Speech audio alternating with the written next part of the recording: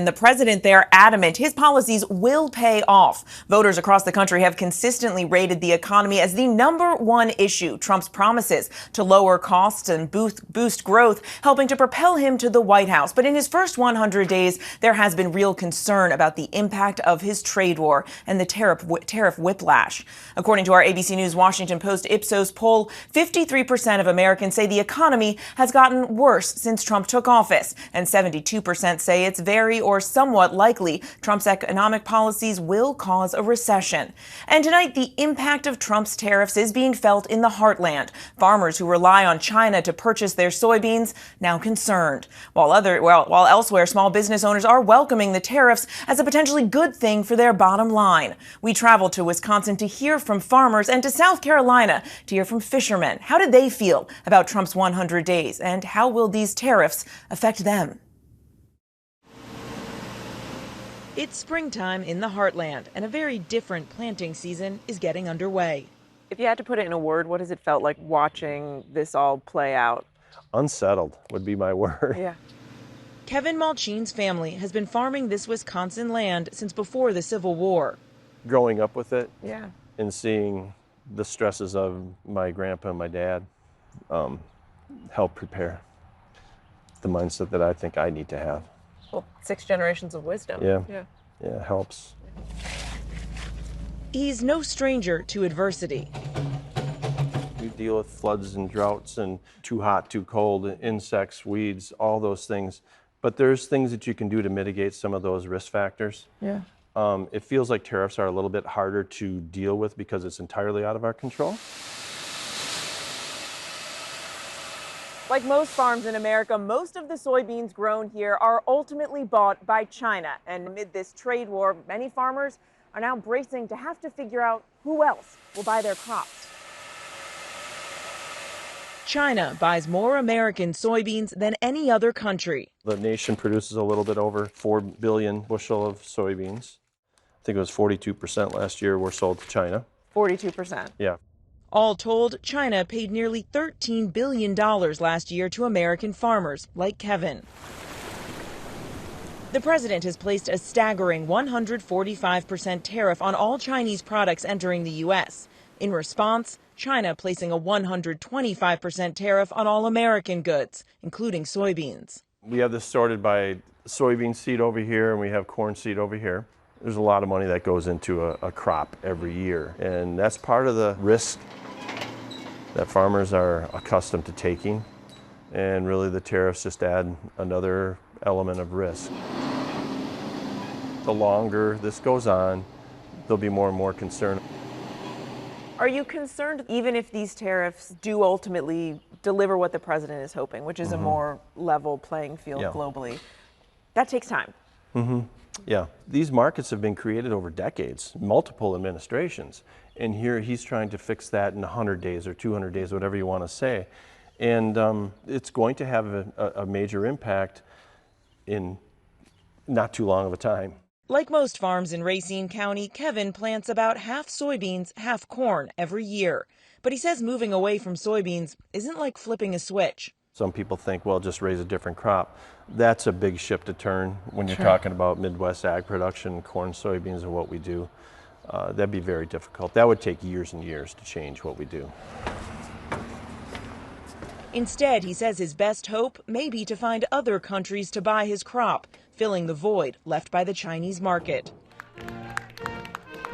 The tariff whiplash already rattling markets around the world. My fellow Americans, this is Liberation Day, the day America's destiny was reclaimed, and the day that we began to make America wealthy again.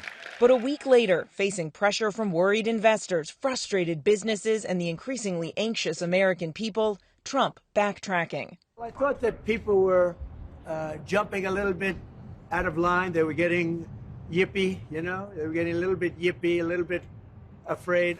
Now, with a 90-day pause in effect on tariffs on all countries except China, the Trump administration is scrambling to negotiate dozens and dozens of new trade deals. Experts caution the disruption will cause prices to rise. Big-name retailers like Walmart, Target, and Home Depot meeting with the president, warning him his tariffs could soon cause empty store shelves in the U.S. It's before dawn on the banks of Charleston Harbor in South Carolina. Rocky Magwood is preparing to set sail on the first day of shrimp season. I'll tell you, a lot of people, they love Christmas. I love opening day of shrimp season. Rocky has been shrimping here his entire life. I started on a shrimp boat whenever I was 6 weeks old with my dad. When I started, there was 100 boats on Shem Creek. There's 6 of us now. It's sad to see us all going out of business and losing our livelihood. As the sun rises on a new shrimp season, Trump's tariffs have Rocky excited about new opportunities. In the honest opinion, the tariffs, it's great. They're there for now, you know, to bring awareness, and that's my big thing, is for awareness. Awareness that there's a problem. He says local shrimpers just can't compete with the low prices of imported shrimp. A lot of people think they're eating fresh shrimp, but when they go to a restaurant, they're not fresh, they're imported. The Southern Shrimp Alliance says the price of imported shrimp have dropped so significantly, the industry has lost half its market value in the past 4 years. 94% of all shrimp consumed in America is imported. The imports are always large shrimp, so that's what we're competing with, trying to figure out how to keep it going. It gets harder and harder every year. I love small shrimp, but nobody wants them no more. It's slim pickings on the first day of the season. Rocky and his deckhands pulling up mostly fish, not shrimp. We don't normally catch fish like that. That's telling us that it's too early. All but the small haul of shrimp thrown back into the sea, to the delight of dolphins and birds. One good thing about shrimping is it can be as calm as you want, or it can be as nasty as you want to be. And the nickname that I have, Rocky, is because I like to rock in the ocean. I've always liked it when it's rough. Rocky hoping these tariffs mean smooth sailing is ahead. On the East Coast, they've sold more shrimp this year than they ever have to restaurants and personal people. I mean, it's unbelievable. South Carolina wild caught shrimp, we don't even have any in the freezer. We sold out. Rocky and South Carolina's shrimp industry are feeling the potential of Trump's trade war. A lot of people didn't realize these countries put a tariff on us to ship something to their country, and we didn't have one on them. So I think that's fair game. But for so many farmers like Kevin, there's real concern their livelihood may be on the line. It creates stress. It will have a real impact as time goes on. If you really want to know what the impact is, I guess come and visit me 6 months from now or next year. There he is. Do you think this farm has ever faced a period of uncertainty like this? It's certainly different. There's been times where we faced big time adversity, which gives you faith and confidence that you're going to be able to weather this storm. And hopefully it's sooner rather than later that we get a resolution.